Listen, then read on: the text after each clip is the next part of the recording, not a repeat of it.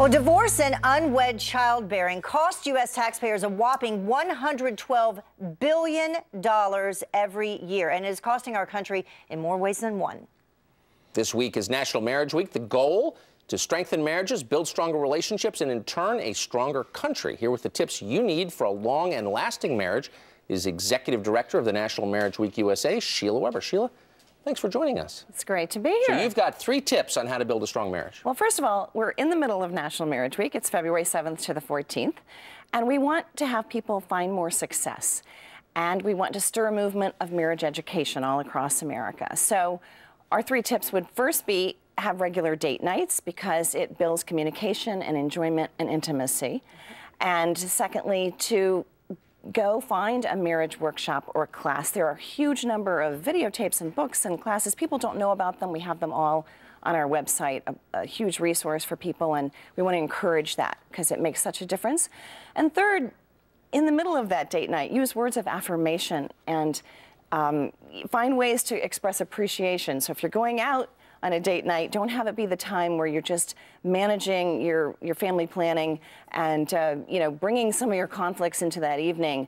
Have it be a time where we have tips on how to have a great date night. Mm-hmm. When you talk about marriage education, are you talking about educating the public on the benefits of marriage, or education on how to maintain a happy and healthy marriage? It's both. National Marriage Week has a lot of resources about why marriage is so beneficial, because people do have greater levels of happiness. It is better for children. It gives them more access to success. But also, we want people to learn how to have the skills that are needed. It's a skill set that we don't really have a lot of, natural brick and mortar schools for this topic, although it's one of the most important skills that we can have. So we want people to learn more effective ways to speak to each other so that they their spouse will feel heard, they each feel like they've been listened to, that you have your needs being met in ways that are both loving and respectful. Positive. And, Now, it's not all about date night and wine and roses and lovey-dovey stuff. I mean, as you know, you're married. You have to do those chores.